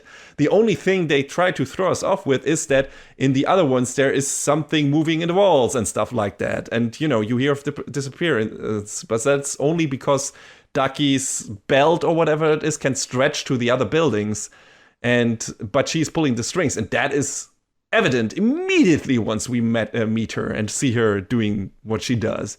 She is obviously the bad guy. If she could have been an obvious red herring where it's like, oh, that person is an asshole, we think she's a demon, but she's just an asshole. That could also have been the case. But I immediately pegged her like, oh, that is a demon. And that is what it is. That is what she is. So, I don't know. That was a bit weird to me. It's pretty straightforward. Well, I guess one of Koyoharu Gotogi's first editors was like, you should start a series with a, quote, easy to understand theme, unquote. And I guess that means all the plot elements are relatively simple too. Yeah, I guess. Maybe I just wanted something else from this season, from this arc than I got, where it's like, hey, make this like for the first couple of episodes, make this like of a murder mystery thing or whatever, and have us actually hunt, and then we have some suspects, and then maybe like John Carpenter's The Thing a bit, where it's like maybe she could inhabit some other bodies, or you're wondering who's the actual bad guy here, and you see some people do shady shit and stuff like that. So I expected it to be more of that. Mm. So was that one of your misgivings about this arc, or what did you have a problem with? Not that in particular. Are we just gonna do spoilers? Yes, we can. I mean, there's not much left after basically the other characters find that Warabi Hime is the bad guy, which I don't know how quickly that happens. They stretch it out longer than I expected, given the circumstances, like I said. It feels like it's maybe like an episode and a half. Yeah, but after that it's basically just fighting, rescuing the wives of Uzuki, and then it's basically just fighting Daki and her helper, Uzui, not Uzuki. Uzui is his name, sorry. No problem. That we find out that the person helping Daki is her brother, Gyutaro? Yes, they share a body. A little weird, but okay. All right. Okay. So, during this big knockdown, drag-out fight between, like, the whole world and these 2 demons, it feels like. Tanjiro sort of like taps into this power he didn't have, this like strength rather he didn't have before, and it seems inadequately explained. Like, is it because he stopped breathing that he can do all of these things? I didn't quite 100% understand it, and it seemed there's a lot of things that happened that seem really convenient. Yeah, it seems like, hey, we get some power upgrades here that are not necessarily super explained. Like Zenitsu being now able to strategize while sleepwalking, which is pretty rad, but it's like, hey, why? And then Nezuko suddenly getting buff? What? Like really buff? Like more than she had in the past buff? I mean, but that it feels like, okay, we gonna learn more about Nezuko. She has like probably, I mean, she's also the daughter of her father, so she has probably big Demon Slayer blood in her, but also she has been transformed by the most powerful demon there is, Muzan. So she is apparently an upper rank now. She just hasn't realized her full power up to this point because she was kept in dark. She didn't drink any human blood. I don't know if she does here, and that's how she transforms. But something triggers her. If it's the care for her brother, and that has happened before, right? She has gotten her fire powers when they fought the spider guy. So she has like these stages of evolution in her demonhood, but which also makes her become more and more feral, which is the dangerous part. And they have actually tried to counteract that here. But I feel like the scene itself, where she evolves to upper rank and just kicks the shit out of Daki's face is an awesome scene. Like, and it shows like, hey, maybe this won't have a happy end. We don't know if Nezuko will actually turn to normal again once Muzan is killed. We'll see. Maybe she'll lose her mind before that. And that's the most interesting thing kind of they are doing with Nezuko, which I think is what my real problem with this is. Aside from that, she's still barely a character. She can't talk, she's barely in the show, and we almost get no insight into her inner workings, aside from the fact that she likes and wants to protect her brother, which is, again, the trigger for what you complained about, where it's like, why does this happen now? It's to protect him, and that is her only thing for evolving, her only motivation. It's like, hey, Tanjiro is in danger, I get a power buff now, because I need to protect him. And that's it. It's not a problem in itself, since she... Like I said, that's her role. She mostly serves as a drive for Tanjiro, as a clutch moment muscle, I guess. Yeah. But it makes her kick-ass moments less satisfying than they could be, right? If she was a real character, if she was like, hey, we actually see what makes her work, what she's thinking, what her troubles are and everything, right? Aside from her, being happy when getting patted on the head by her big brother and stuff like that. And then, it would probably make also more sense that she specifically now has like this big boost of power. But that's not in here. No. So we just have to accept it. We have to accept it. It's shonen logic. Like, the plot needs these characters to become more powerful now.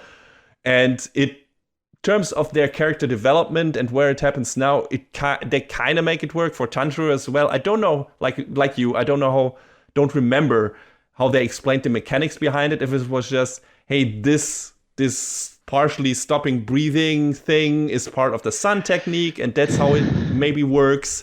And because he actually thought about it, because he did some research, because he talked about it to Senjuro and to Senjuro and Rengoku's dad and everything, he actually, he tries to evolve his technique, or he comes to a point in fighting naturally that makes that happen. And the story itself explains it through, hey, he's the son of his dad, so maybe that just would have happened automatically anyway once he, fought enough, once he honed his skills enough, once he used, like we said before, he learns to use his water and fire breathing techniques to the best purpose probable for each of their intended purposes. One's for defense, one's for offense. So he perfects everything. So once he perfects his standard techniques, he has to get to a point where he becomes more powerful organically. The weird thing is, like you said, they just assume that is the thing that makes sense. It just sort of happens. Yes, it just happens. It's like, again, going to One Piece. At one moment, Luffy has this giant power buff, where it's like suddenly he can move much faster. Suddenly he can punch much harder and everything. He's so fast that he teleports basically at one moment. And at least they give some kind of explanation, which I feel like they maybe do here as well in One Piece. It's like, no, he artificially applies higher blood pressure to the blood in his veins, like pumps it with its legs, so he heats up, and thus his metabolism is faster, and he can move faster, which is a bullshit explanation. But it's like, yeah, in this universe, this makes as much sense as anything else, because he's a rubber man, and his body can take that. It's fine. It's totally fine. It's on the same level, and this is a pull. It's on the same level as the brute force beam from Dragon Ball GT to me. I have never seen that, I think. Okay, so in order for Vegeta to hit Super Saiyan 4, he has Bulma construct this beam to shoot him with to make him stronger. That's how it works. Interesting. Okay. And yeah, there are these moments in shonen series where there's like this natural point, quote unquote, for these characters for a power jump. And sometimes they actually try to explain it sensibly and then, let some mechanics flow into that. And it's like, oh yeah, this is how it works. Get it, blah, blah, blah, explain it away. And sometimes they're like, no, these characters have just basically become so strong that it's natural that they would make a jump here. We don't necessarily have to explain how they did it, but all the circumstances around that kind of make that happen. And for Tanjiro, it's like, protecting his friends, for protecting his sister, whatever, but also perfecting his techniques of water and fire breathing, and also his dad being, the guy who can use the sun technique and everything. And the last one being that he is kind of forced into overexerting his body through different breathing techniques in this final fight because it gets stretched out so long. And he gets strained a lot, and then his body has to evolve in a way to make him survive and make this a new technique work. You can actually kind of explain it away, but again, it's shonen logic. It just has to happen at a certain point for the capabilities of the characters to progress, for them to being able to face stronger enemies, and that's what happens. But I don't know. Yeah, I totally understand it. It's like, they don't do a necessarily great job at explaining why he's able to do that now. On the other hand, and that's maybe more the case for me than for you, I've watched so many shows where they don't explain it at all, and the circumstances don't actually justify that happening here. The character actually being able to do that now, that I probably was content with the little I got from Demon Slayer to make this in some way make sense. But I totally get it. If you're not already pressured to your consumption of way too many shonen anime into just accepting this kind of bullshit as what it is, and that's what it is, it's bullshit. Of course it's bullshit. It's most usually bullshit. Then you can get hung up on that. So I can see it. I can totally see it. But yeah, it didn't trouble me as much this time around. But yeah, I can totally see that being more of a problem. And like you said, you're completely right. It came very sudden, despite the circumstances. So anything else that you were like so about? I got a couple other things. Tanjiro kind of had a real, how can I describe this, red Naruto moment toward the end there. Red Naruto? It as opposed to Naruto or green Naruto. I'm calling him red because of his hair color. Okay. When Gyutaro and Daki are dying, and he has this moment like, oh, well, what if Nezuko and I ended up like that? I was like, shut up, stop. Oh God. I mean, this whole like, oh, we could have been just like you, or you could have been just like me. That happened in Naruto. That happened in My Hero. That's happening here. I was like, please don't do this over and over. Oh, okay. So it was just an overused story aspect that you didn't want in here. Yes. Like, I didn't mind it because from the get-go, it was obvious to me that it is the only reason why Daki and Gyotaro were in this. Because they are the mirror to Tanjiro and to Nezuko. That is basically it. That is the worst case scenario kind of for Tanjiro. Yeah, but man, you don't have to do it every time. You don't have to do it every time. Well, again, shonen thing, right? No, it's right. Yes, at some point you have to find a dark mirror apparently to a person to put it in here. I don't know. Yeah, I get it. No, but did I? I guess I didn't mind it. I think what bothered me a bit was that they put the entire backstory of the demon siblings in the final episode. Yeah, that was odd. Was maybe not the best choice. Like, if they put half of it at the moment where Gyotaro is first revealed, it would have been a nice frame for the entire battle and would have emphasized them being, again, a dark mirror to Tanjiro and Nezuko much better, and not like this being at the very tail end and just here backloaded. And we would also maybe have felt a bit of sympathy toward the villains in the confrontation, which is always cool. We didn't get that from Enmu, we didn't get that from Akaza. But we could have gotten it here if we had seen their horrible backstory like spliced in between and have some comparison to that, because there are some parallels, not only in just Tanjiro saying that and, them being brother and sister, but also their upbringing as being poor and everything and stuff like that. There are some parallels there, and they have a deep connection, even though Gyotaro treats his sister completely differently than Tanjiro does. And you can see that when they lash out at each other at the end. He's always belittling her, the moment he gets revealed, he's like, oh, my dumb sister doesn't know any better. And that's something Tanjiro would never say. Right. He doesn't treat Nezuko like that. He respects her sister and everything and everything about her, and he loves her from the deepest part of his heart. And I don't know if Gyotaro ever did that with his sister. It feels like he considers her more of a responsibility than actually loving her through and through as a sister.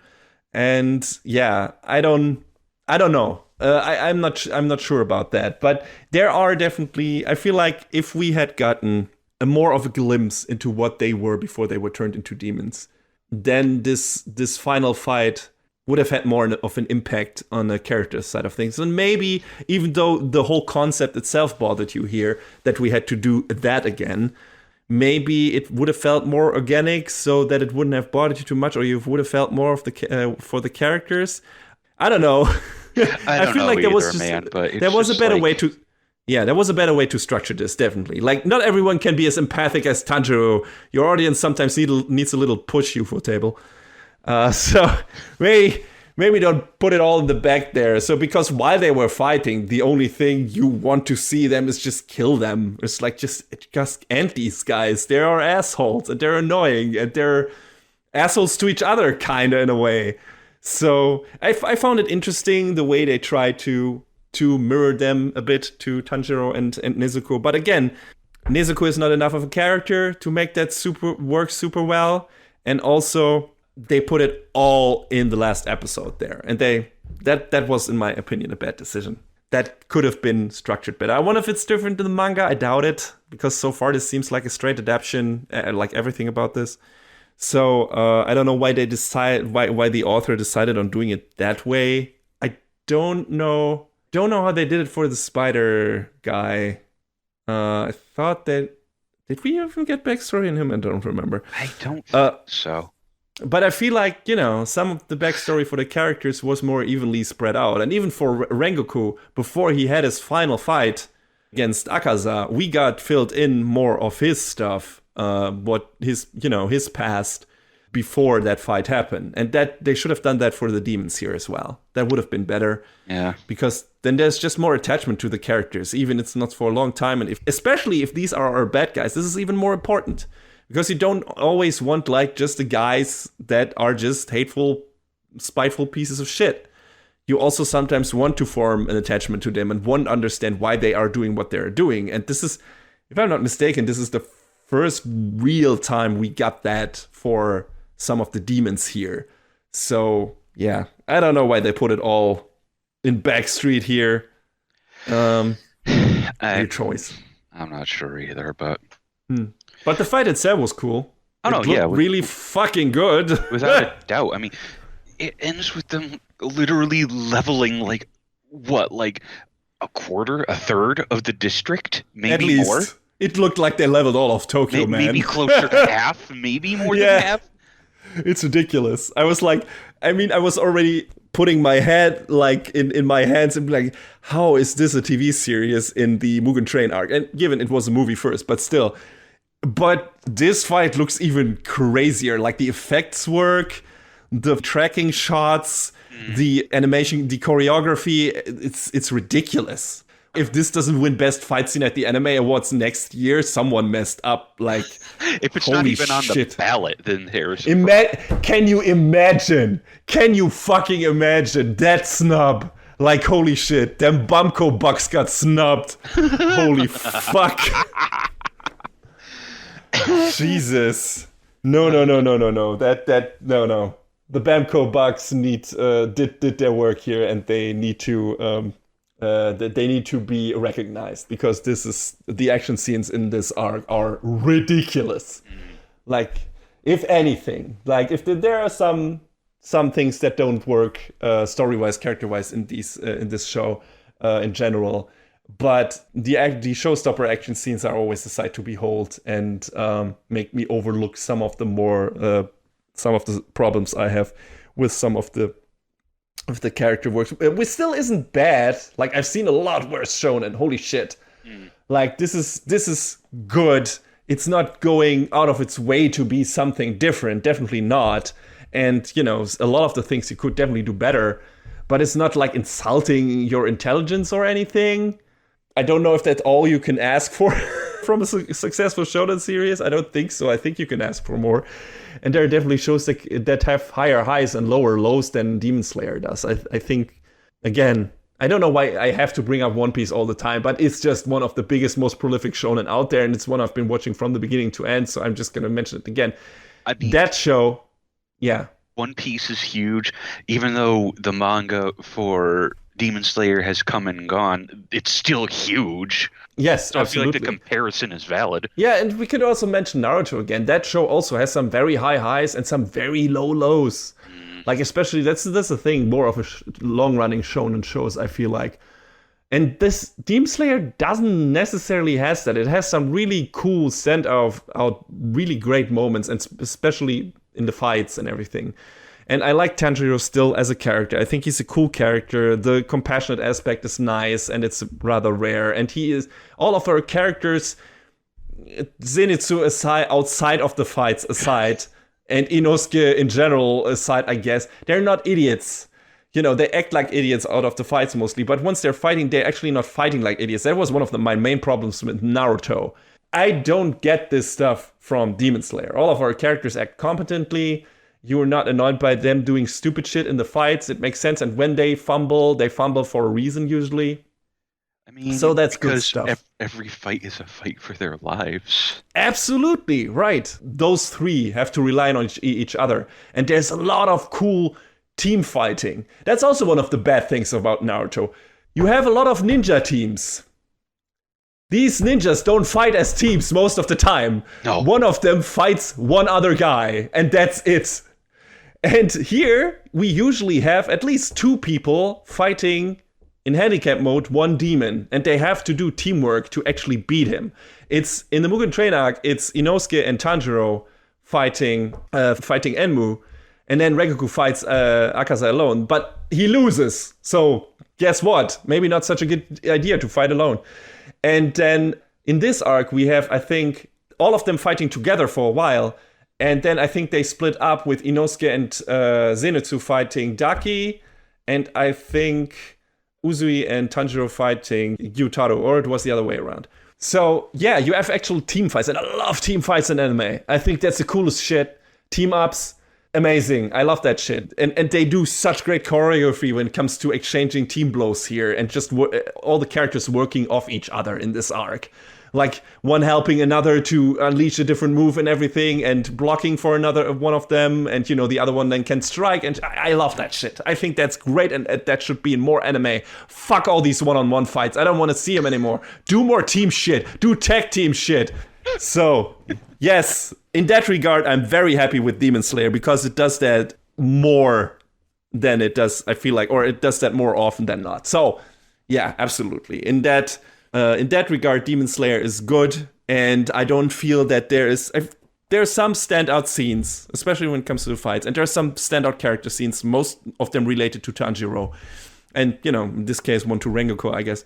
But, you know, I don't feel like the series is hitting like these super high highs that other series hit with their emotional moments, and then the super low lows where it gets really bad. So it's more of an even experience. The question is, do you like that experience, like in general? Is that something for you as a listener here? Not for you specifically, John. No, I know. No, also a question that you can answer, please. But, you know, the question, if you're listening to this podcast, is like, is that something you want to see?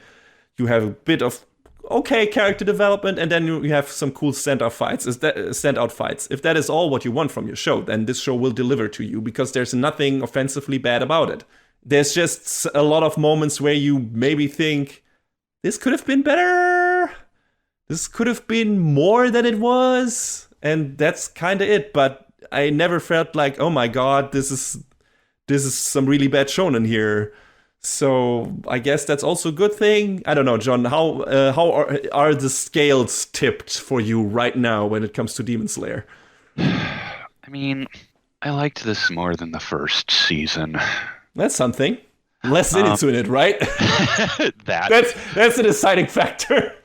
But I also feel like I'm seeing a pattern. Yes, absolutely. I mean, we saw the pattern kind of already in the first season, really. But yeah, you're right. It becomes more obvious than that. And I was a bit disappointed. Yeah, and, sorry. I mean, I'm kind of glad that the way they're playing it is a little different than I thought. Because at the end of the Mugen train, Rengoku dies. That sucks. Oh, you That's thought sad. Uzui would die. I thought Uzui was going to die, but he gets real close. But then he's like, "Nah, brah, I'm retiring," and I'm like, "This man's got the right idea. He's smart." But it's obvious what they're building toward is we are training a new generation of Hashira. Yes, absolutely. Yeah. And I mean, a couple of the Hashira are pretty damn fresh and young, right? So we'll see what happens with that. But yeah, absolutely. Like Tanjiro, Zenitsu, and Inosuke are the successors to all these characters. And they learn from their new senpais. They learn everything there is to learn. And then they retire or die. I don't want to see that happen every time, though. I'd like to see like a merging of the old with the new. You know what I mean? Or maybe current as opposed to old. Yeah, they should join with some of them and then just keep fighting with them. We'll see. I mean, I can see, what is the butterfly girl lady? I forgot her name. I can see them fighting together with her. Yeah, definitely. And some of them just will probably stick around, like Scar Guy, because he seems pretty new or shit like that. Or maybe he will turn into a demon because he seems like slightly fucked up. But we'll see. We'll see where this goes. But I can imagine it becoming something that we both don't want, where it's all the same stuff every time the new character dies or retires, and that's it. The old guy. So we'll see. I mean, there are not that many demons left, though. Like, we got 5 arcs, maybe, now? I mean, were they considered a combined number, or were they ranked 6 and 5? Those two, Daki and Gyotaro. As far as I was reading, they are considered to both share their rank. Okay, all right. But yeah, I mean, as far as I haven't looked ahead in terms of plot, but I've looked ahead in terms of the number of arcs. There's like 3 major ones left. Yeah, that makes sense. Swordsmith Village, which is the immediate next. Hashira Training, so there we go. And then the final battle, which I guess is broken up into 2 smaller parts. Yeah, and I can imagine then them splitting up the different, that each of the characters then has to do a one-on-one fight on one of the remaining 3 demons, and Tanjiro has to fight Muzan alone, maybe. Or they then have to fight together, Muzan together, after they beat the top 3. On their own. I don't know. That would make sense in terms of how many arcs are left. And I mean, obviously Tanjiro has to fight Akaza, right? That is a given. Yeah.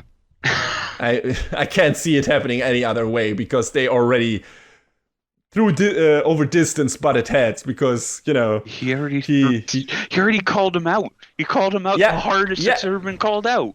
Yeah, you have to follow up on that. So, I think that's one. If it happens, and they seem like building up to that being maybe already in the Sword Village arc, because Akaza was featured, and when talking to Muzan, why is he a kid now? Who knows? Has he become his own son? I don't fucking know what is happening here. But we also need to get filled in on why the demons are in search of that flower called the blue spider lily. I think they haven't elaborated on that yet. I forgot about that entirely. Yeah, they only have touched on that briefly, and that seems to be Muzan's main goal. We don't know what that actually does, and why they're in search for it. So we'll see. That's probably going to be the next thing that gets elaborated on, and we have to still meet some of the other upper rank demons. So yeah, it's already basically laid out in front of us what's going to happen next. The nice thing is also that we know that what's going to happen next, in terms of that it's not going to be too much longer, that the series has a definitive finish to it, that the manga is over at this point, and that we know that we're going to get a full, complete story by the time the anime has wrapped up, and it is successful enough that it's probably going to be finished. So it's not one of the ones that's probably going to be left open-ended, unless Ufotable says like, oh, we don't want to do this anymore. But as successful as the movie was, I doubt that they will do that. So, yeah, I'm interested to see where it goes. I'm definitely going to keep watching. But like you, I hope like they will do some more stuff that breaks out a bit of the standard mold. When we talked about My Hero the last time, I was really down on it, and I feel like I'm kind of done with it. I feel like I haven't reached that point with Demon Slayer, even though I have my complaints, and I hope I don't. I would like to actually reach the end of a major shonen one more time in my life. But we'll see. We'll see. I don't know. I'm not sure. I mean, you're still on the Adventures of Dai, and you seem to enjoy that. That might be. That's true, but I'm also just sort of letting that breeze over me, you know? Okay. We'll catch up on that one once that's finished. But it sounds like you and Jeff are having a good time. So. Oh yeah. And Jeff would be very mad at me because I haven't watched this week's episode yet. When he plainly yelled at me last night, "Watch it!" Well, you can do that in a couple of minutes because I think there's nothing more we can say about these two arcs of Demon Slayer. Again, I liked it. Some things could have been done better, but I've seen these kind of things done also a lot worse, so I'm totally fine with it, and the show looks amazing. That is uncontestable. It's a visual feast. If you watch anime for the animation alone and everything else you don't give a shit about, just watch Demon Slayer, really. Like, watch Demon Slayer anyway, because it's still a fun show. It's enjoyable for now anyway. If you want something a bit more different and new in the shonen field, though, maybe not. Maybe don't check it out. I don't know.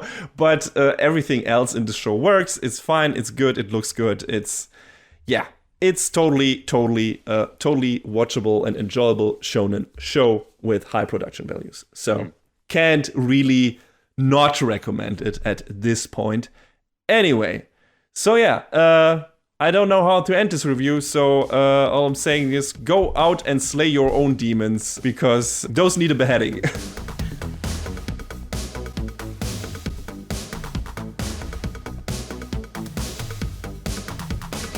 And that is a wrap on the 127th episode of Anime Brain Freeze. All the music in our show is from the Double Dragon Neon soundtrack by the amazing Jake Kaufman. Please go to virt.bandcamp.com and check out his awesome work. Our show is available on most of the popular podcast services, but it's always worth visiting animebrainfreeze.com for our review index and more. Leave us comments and questions on YouTube, follow us on Twitter at AnyBrainFreeze, or send an email to animebrainfreeze@gmail.com. We would love to read your feedback. Thanks for tuning in, we hope you had a good time, and please join us again on our next episode. Macht's gut! So long, everybody. Next time on Anime Brain Freeze. Post-apocalyptic shrooms! And the return of the Master Thief and his green jacket.